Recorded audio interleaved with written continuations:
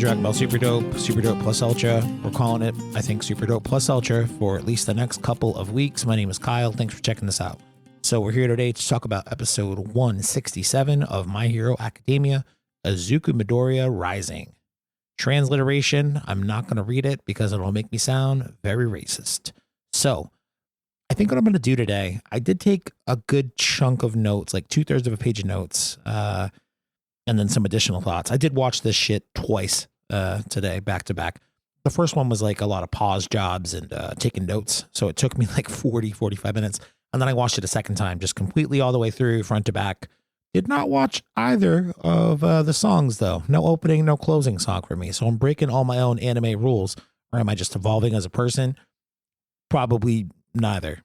Well, no, it's definitely the first one. I'm not evolving. All right. So anyway, what I think I'm going to do this week, based on my own podcast production executive decision device. Neither of those. What I'm going to do today instead, based off of my own podcast production thought process for somebody who's not me, is I'm going to just keep it simple, and I'm going to read the entire explanation or synopsis, summary, whatever you want to call it, of what this episode was. And then I'm going to pick through my notes here and see some additional things that I want to talk about, because I'm sure the summary will gloss over some of them. Before we start, though, I do want to say happy birthday, Victor O. Roman. Victor O. Roman has been an integral part of this community for years and years now. He actually just so happens to live within like 20-25 minutes of me, and we had no connection prior to him finding the show and him realizing I lived in Rhode Island, and we met up and hung out more than a few times. And I do love that dude. One of the fucking nicest guys I've ever met in my life. Would give you the shirt off of his back if you needed it. In addition, I believe we also had Supernatural Productions. I think he might have the same birthday as Victor. I think they're on the same day, or they're close. So I don't know what his real name is, but he's in the Discord of Supernatural Productions. Shout out to you, my brother. Lastly, GB, but I think he's back to going by Leonard again. It was his birthday last week. So, all right, we did the birthday shout outs. Happy birthday, GB, Leonard, wherever the fuck you're going by these days. Maybe one day we'll have you back on the show. So, all right. Oh, happy birthday, Sean Schemmel. Sean Schemmel can fucking suck a dick and fuck a French horn. Sean Schemmel's such a fucking dickhead. I'm convinced that dude didn't understand the core of Goku's character until about 8 fucking years ago. All right. 8 years is kind of a... Damn it, dude. I have all these thoughts about Dragon Ball lately. We're going to say Sean Schemmel didn't get Goku until about a decade ago. How about that? Only took him fucking 30 years. Okay. Let's do this. Deku, Izuku, Midoriya Rising. All the remaining heroes left standing join Deku for their final stand against All for One. The villain is annoyed at their presence and attempts to declare that tragedies are what result in true strength. But Sero interjects, believing people are better off without them. Just as Shoto and Endeavor appear to blast him. Flash fire fist, bitch. The heroes proceed to go on the assault, dealing with All for One's massive onslaught of quirk constructions, unable to break through to the main body. Eraserhead continues to give first aid to Deku, with the student revealing that he gave up one for all. But like All Might, still has the embers within him. Called that shit last week. Deku gets up and begins to run forward straight toward the villain. With the help of Aoyama. That's what I'm saying, man. They gloss over a lot of details in this. As he does so, the members of Class 1A and other heroes leap in front and counter all for One's attacks, allowing Deku to keep going while telling him to do your best, which should have been the name of this episode. Ganbare. If you didn't know how to say that shit, you can do it in Japanese before today. You certainly learned how to say it today. Ganbare. Anyway, All for One soon realizes that Deku's strength is his, quote, weakness. Unlike All for Might, let me try that again. All for One soon realizes that Deku's strength is his weakness. Unlike All Might, he has a determination that inspires everyone around him to keep pushing, which I think I have sort of a problem with in terms of themes and ideas. Anyway, I committed to reading this thing, so let's do that. Everyone watching the broadcast repeats the encouragement towards Deku, including his mother, as he finally reaches the villain and smashes him directly in the chest. As a result of the attacks and the damage of the transferred one for all within him, that's a weird sentence. As a result of the attacks and the damage of the transferred one for all within him, the body begins to shatter.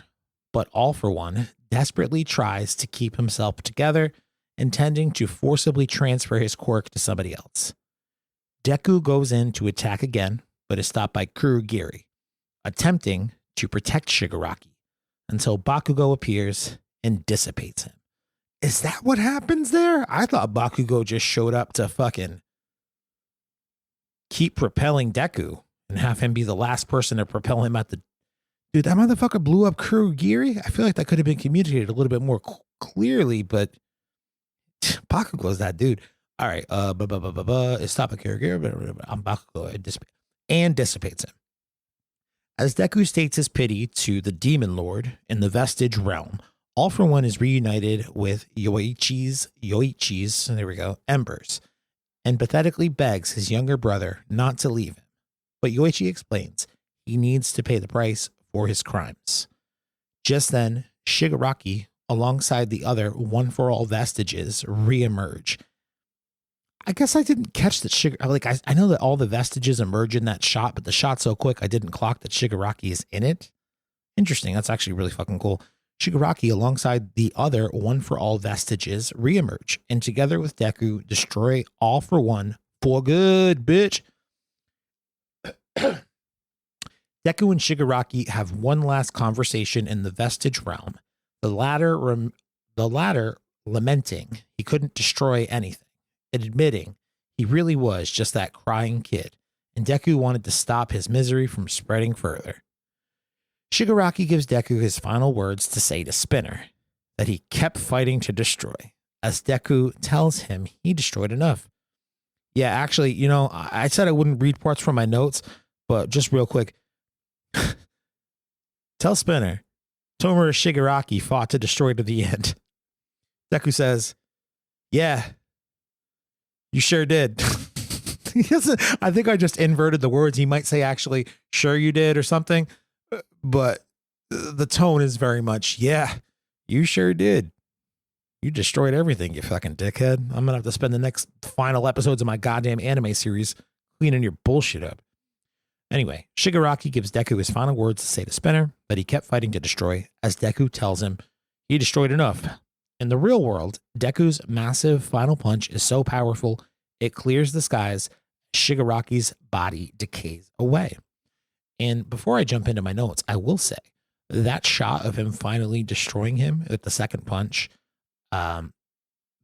very Dragon Fist coded, movie 13 for DBZ. Very similar kind of shot of when Goku Dragon Fists his way through Hirudegarn's body, which, by the way, I don't think is the only Dragon Ball Z reference. Speaking of Hirudegarn in this episode, there is a flashback of Yoichi in All for One. I forget his real name. As children reading a manga comic book, and the first shot on the left side of the book is of a, generic superhero looking dude. Right side, though, kind of looks like Hirudegarn, or that weird skull pirate thing that you see in the Red Ribbon arc of the OG DB series. But in my brain, more like Hirudegarn. Anyway, how many more times can I bring up Dragon Ball Z in this episode? Probably 6 more times. All right, so now that I've read the synopsis and we're all on the same page here, I guess I'm going to try to read through my chicken scratch and see if there's anything worth continuing to talk about. Let's see. All right, so the first thing I wanted to mention from my notes is that the opening monologue combined from all the different students who are coming through the portals to whoop some ass despite having their asses recently whooped. Inspiring. I'm going to read it word for word right now, just so we all can appreciate it together. You guys showed up too? Back at you. The police asked for anyone who could still fight. We heard Mr. Aizawa recruited Kurogiri, so we figured we could use that. Thumbs up from Kaminari. How could we watch a friend keep fighting and just stand back and do nothing? We'd go anywhere, provided we're still conscious. After all, we haven't come this far to lose. You guys. if we can't go the distance today, then why'd we ever dream of becoming heroes? And that's why we, Mineta says, are here. Having Mineta deliver that final line, is that like Horikoshi's play of being like, we know he's an annoying little pervert, but he's the one to say we are here, like the Avengers Assemble equivalent at the end of the big school speech. Really do love that this show, or I shouldn't say this show, I should say this episode. But it is emblematic of the entire theme of the show, right?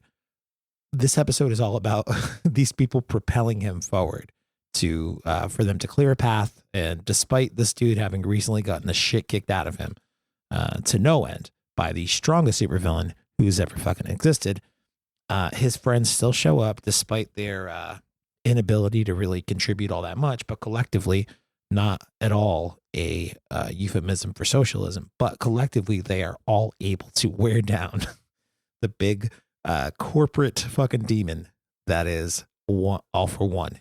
Oh, caught myself. So the idea that they have inspired him and propelled him forward throughout the entire series to be a better hero, be a better person. And now that they're here to not only inspire him to keep going forward, but to actually literally fucking propel him through the air in most cases is, I mean, it's a little on the nose, but also it's kind of fucking perfect. So big ups. So I also want to point out the father-son flash fire fist. And it got me to thinking, they've been trying to tie up some loose ends here and there throughout these episodes, despite how action-packed that they've been. And I almost sort of forgot about Todoroki and Endeavor today, until today, I should say. So much to the point that I saw Todoroki show up and I'm like, yo, there's my boy. And I'm like, and his dad too. I was like, wait a minute. What's his dad's name? Mr. Todoroki? I literally forgot Endeavor's name. I didn't have to Google it. I almost succumbed to the Googling, but instead I took a few minutes and remembered. Borderline embarrassing. I don't know if that's like, I don't know if that's indicative of like my brain's overall mental state or more indicative of the fact that Todoroki and Endeavor have not been super involved throughout the majority of the season. But it got me to thinking like, all right, cool. If that's the cap on their story, is that they combined to deliver, you know, hopefully some sort of a final blow. It was not the final blow, but for them to attempt some sort of final blow on All for One, cool. They made up. They teamed up. They came through the portal, beat the shit, flash fire fisted. Even if it doesn't work out, I'm still kind of satisfied with that. Now, as we will talk about later, the next episode seems to be mostly dedicated to the Todoroki family. So that's interesting. But it did kind of have me start to wonder about other characters that we haven't gotten a cap to yet in terms of a story arc. And like there's so many of them, you probably can never do them all, but there's a good chunk of them that I feel like you need to see. Speaking of Mineta getting that Avengers fucking Endgame quote, you know, the we're here thing, President Mike really kind of outdoes it later when him and Earphone Jack come through the portal. And President Mike is the last one because he's the one. Actually, Earphone Jack was already there. I lied. President Mike is the last one to come through the portal because he's the one, you know, helping operate Nomu Kurogiri's warp gate function. But man, when he comes through and just uses his power to just rally the troops like this is our last big job, let's fucking go. Because I remember like seeing that character early in the series and being like, this guy's kind of fucking annoying. What kind of function would this ever serve in battle? And, you know, the rallying of the troops was a big one today, but also him and Earjack combining. Earjack? Earphone Jack? Earjack phone? Jiro. Them two combining for the big attack against All for One to help, you know, do another version of the propelling and clearing the way for Deku. Very cool. I think All for One's sort of mental makeup is interesting in this episode because The fact that he's still alive is remarkable. The fact that he overtook Shigaraki's body is remarkable. Drove his mind out, I guess. But he just now that Yoichi and one for all, there we go, is gone. He thinks. Surprise, it's not, but it is gone to him. He's like lamenting the fact that his brother no longer exists, that he no longer has this thing to aspire to take. He's lost the ownership of his brother, all this stuff. And then also layered on top of that is like all these fucking beat up little kids. They ain't All Might. All Might inspired me to be the most evil ass bitch in the world. And now I'm just fighting a bunch of broken down little kids. And just like the general apathy, I think contributes to his overall defeat, because he does definitely let his motivations get down until, he has the thing where he's like, fuck it, I'll just find another vessel. I'm going to inject my quirks into another person here on the battleground. There's like 100 of you guys, so I shouldn't have, tough time finding somebody. But I do really appreciate his design in this episode. I guess it's been building to this over the course of the last few episodes and all the different changes that All for One has had. But this new design where it's like Tomura Shigaraki, there's like black hands. Oh, there's a big black hand over his mouth. There's a big hand that like kind of like braces his back, kind of like goes around his torso. It's a pretty fucking metal design, dude. This show is, I don't know. I feel like the character designs are a little underappreciated, and I feel like these last few episodes have done a wonderful job throwing back to some of the old character designs for both Deku and Shigaraki, but also this new design for All for One is fucking frightening. That's some nightmare shit. Let's see. Aizawa gives them the donations from the evacuees and the All Might shirt. Yeah, it's cool that the evacuees have your back, man. Now and that back now, man. And that they're rooting for you, and that you're going to have an All Might shirt on that fits, and you're very aware of what All Might shirt it is because you're such a fucking dweeb. I really like that little touch. Despite the fact that he is like the only person who could potentially save the world in this moment, he still is that little dweeb fucking kid that we saw in the first couple episodes who was just absolutely obsessed with pro heroes. And for him to like look at the shirt, look at the size of it, and be like, oh my God, it's this blah, blah, blah. Like, beautiful touch to remind us where this kid came from and who he still is at his core, which is a fanboy, and that's when Aoyama shows up, take my hand, and we have that little flashback to Aoyama, despite being the guy who betrayed them, and Deku takes his hand anyway. I did want to give a shout out to Suyu's family in the shelter, as she and Shoji, propel Deku toward All for One. Have we seen Suyu's family before? If we have, it's a filler episode. Nothing in this show is proven to be filler, is what I'm learning. But if it is, it's like a one-off. And I don't really remember Suyu's family all that well, but it was very cool to see them in this episode. And I think I remember saying it back when I first started covering this show, probably like 5-6 years ago now, but like coming into Class 1A in the early seasons, Suyu was like one of the most fully formed characters, both in her control of her quirk and the embracing of her identity as a fucking frog girl. And she's just continued to quietly get better and develop more and become an even better version of that mostly fully formed, borderline hero that we saw back then. And it's cool to have her get a moment. She is somebody that I've been kind of wondering about a little bit. You guys know I interviewed Monica Rial, the English voice actor, several years, 3-4 years ago, for the Super Dope feed. So Suyu is one of those characters that I'm very fond of, but also like we talk to the voice actor on the show, which is very cool. And whenever I see Monica, she remembers me when I say Dragon Ball Super Dope. And that's a nice feeling. She's a very wonderful woman, despite what you may have heard. Anyway, what's next for these notes? All for One's realization that Midoriya has the strength of weakness. And I see now. And at first I was like, the strength of weakness. And then it kind of dawned on me. This entire show has been about Deku inspiring his friends by being the worthless fucking broken down loser without a quirk to continue to go beyond plus ultra, excuse the corniness of what I just mentioned there, but it's true. So now that they know that he is, I don't know if they know that he's without his quirks. They probably don't have the intel that he just gave all of his quirks away, but they know that he just got his ass whooped or real fucking bad, and he's continuing to fight anyway. So that reminder of his weakness, basically what this line made me do was interpret the situation as if All Might was the one fighting instead of Deku.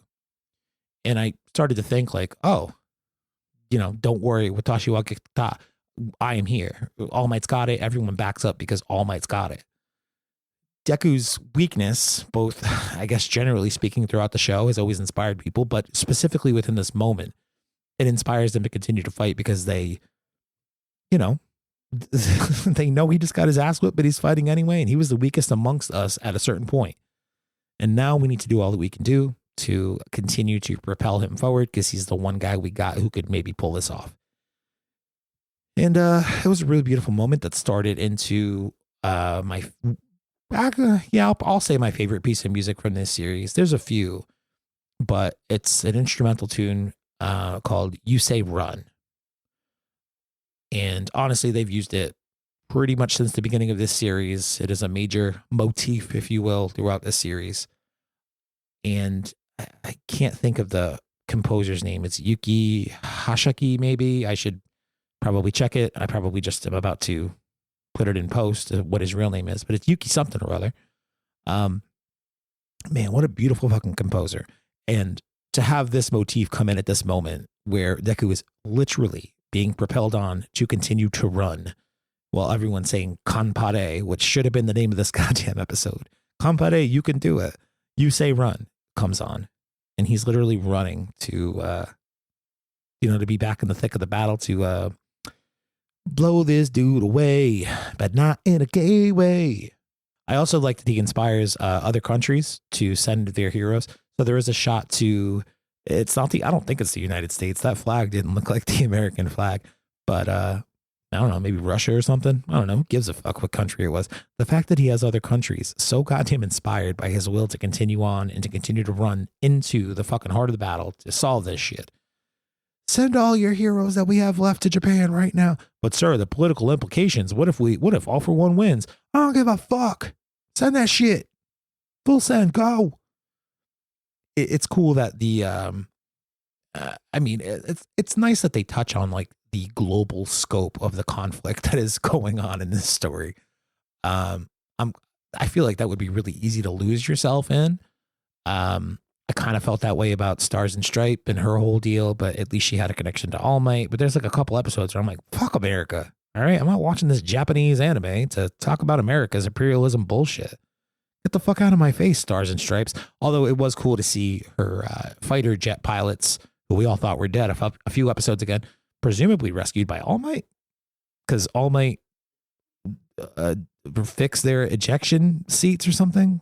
They were like, yeah, it was all or nothing. We were ready to die. So we undid our ejector seats, and I guess All Might fixed it while they weren't looking. That's what a hero does. Also, speaking of All Might, this is one of the last notes that I took on the episode. All Might's little monologue about, continuing to be inspired by Deku. And ever since that day where I first gave you the thing and you acted like this, you've continued to inspire me to act. Ever since then, you've been my favorite hero. Whew. Take off. It's a beauty. Way to go. But that was the last note that I took for the episode. I'm not going to lie, dude. At a certain point, I don't want to say I checked out of the episode. I did not check out of the episode, but I was a little overwhelmed by some of the basically explanation as to what's going on in the Vestige world and what's actually going on in the physical world. It does get a little, I don't want to say confusing. You can follow it, but to try to wrap it up and summarize it and talk about it, that's beyond me, man.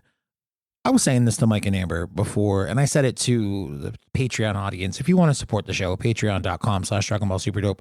There's a link in the show notes. You get like uncut versions of these, and they're a little bit early. But either way, I was saying to the patrons that I feel a little bit like a procrastinator with these episodes, doing them each week. I've been trying to force myself to do them on Saturdays because otherwise, what's the fucking point, dude? Before you know it, it's Sunday. The shit don't go out till Tuesday. There's a new episode Saturday.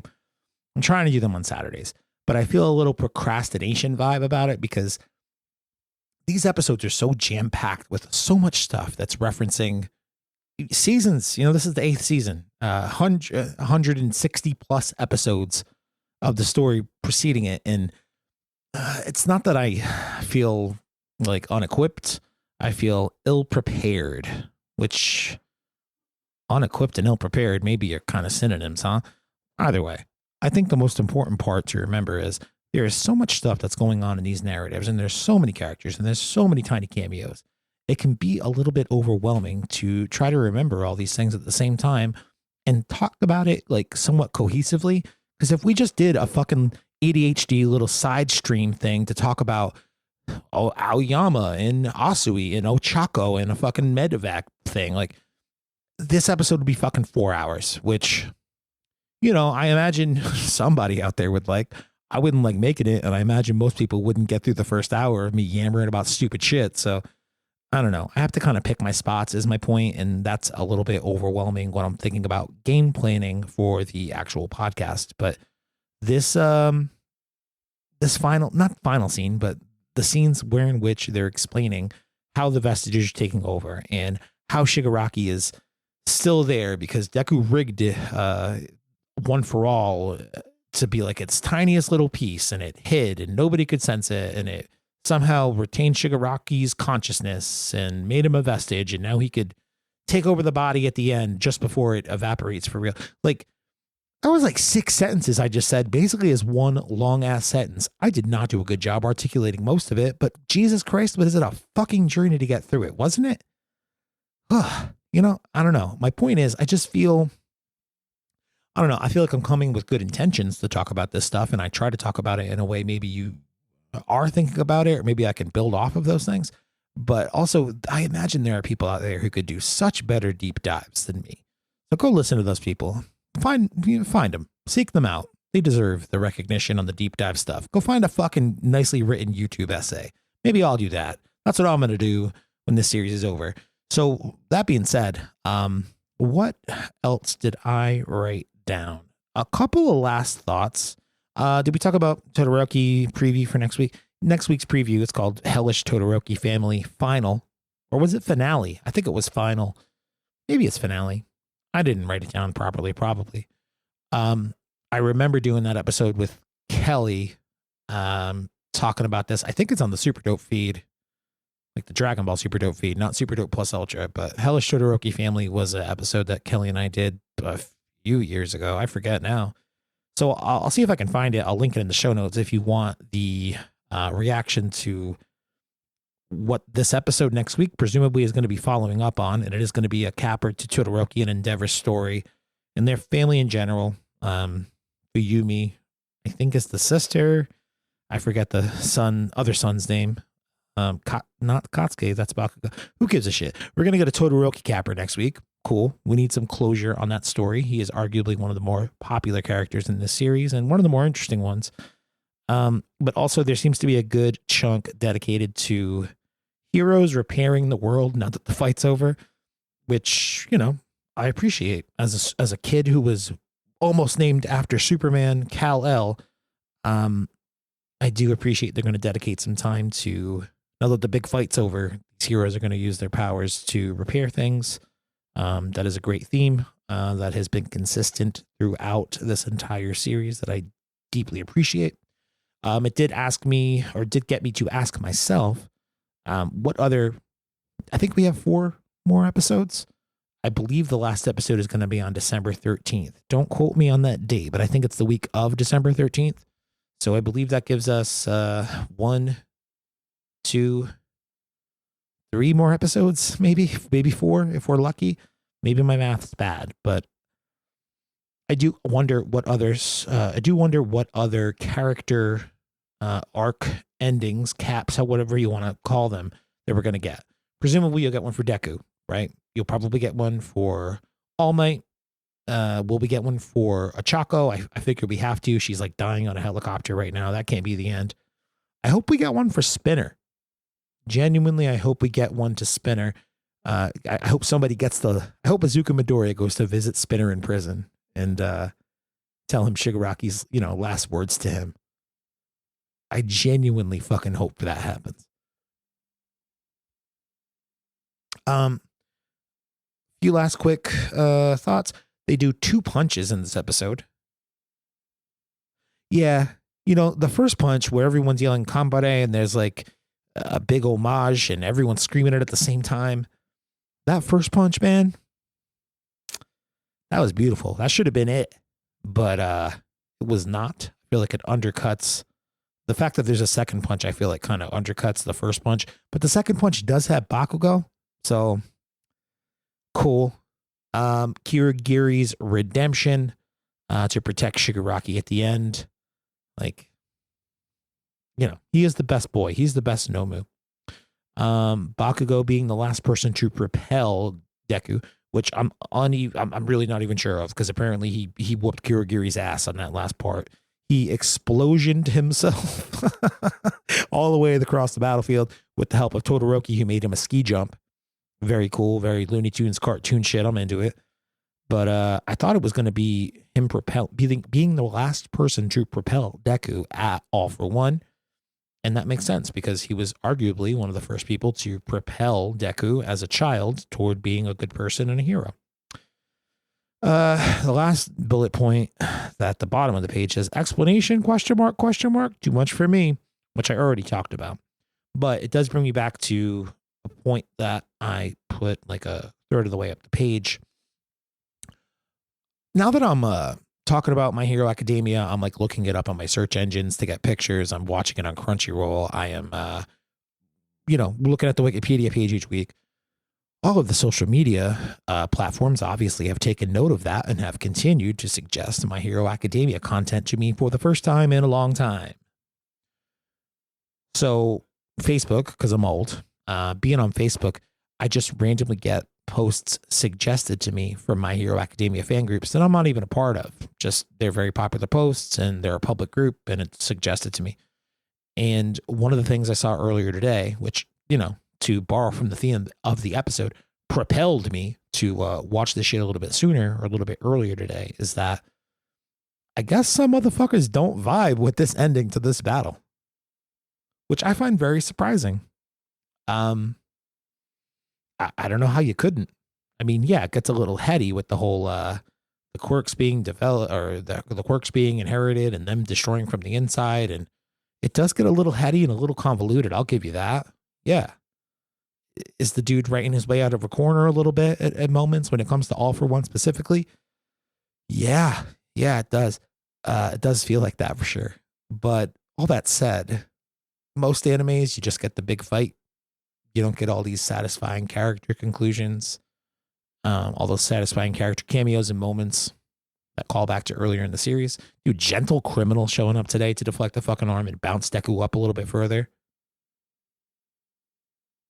I mean, maybe it's because I'm old and Gentle Criminal is old, but that old motherfucker has my heart. I get why LeBron is into him. He got daddy issues. I think I might now too, only because he's such a good looking dude who just bounces shit and doesn't give a like a Super Saiyan fucking hair thing going on. Like the dude is badass. All right. So anyway, I just find it kind of surprising that people, I guess, aren't having a great time with the end of this show. I don't know if it's people who had read the manga first and they're unsatisfied with the anime ending, because I didn't want to read the reasons why. It just, most of these posts started with like, fuck this stupid shit. This is dumb. Sounding like me. And I'm like, damn, dog, why are you so negative? Be better. So I didn't read any of the posts. I didn't want to have anything spoiled, but as convoluted as it is to get to the conclusion at certain points, I feel like it's pretty satisfying. And I do wonder what the future of these characters look like after the epilogue stuff that we're going to see in the next few episodes to round out the series. Will we get a Deku as a teacher fucking series or something like that?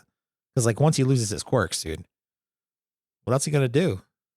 You're the greatest fucking hero in the world because you were trusted by All Might and happened to have the brain to study and know how to utilize these things to the fullest extent of their ability.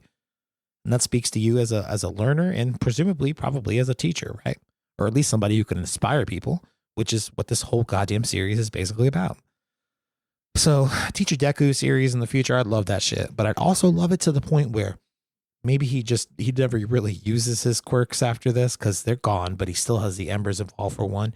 But like he grows up to be an old man, not an old man. We'll say like a dude in his late 20s, early 30s, like Aizawa and MC Mike are. MC Mike? Present Mike. I don't know why I keep saying MC Mike. Present Mike and Aizawa, they're 31. We talked about that last week. 31-year-old Deku teaching class 1A. I want to see that shit. And every once in a while, he got to beef the fuck up and punch a bitch out because he still has the embers because he's been very strategic about never having used them over the last 20 years or whatever. Sign me up for that show. All right. So that's going to do it for Super Dope this week. Happy birthday again to all the listeners that we talked about earlier. Supernatural Productions. Happy birthday, Victor Roman, one of the favorite people that I got on this planet Earth. And Leonard, GB Leonard, I'm not sure what we call you these days, man. It's been a minute. We should catch up. If you enjoyed the show, cool. If not, fuck you. But if you did like it, like and subscribe wherever you're listening. And that's gonna do it. I know the song. Know how the song goes. We're gonna raise my hand with the peace sign. My corn's coming to get a beer. Pork chop.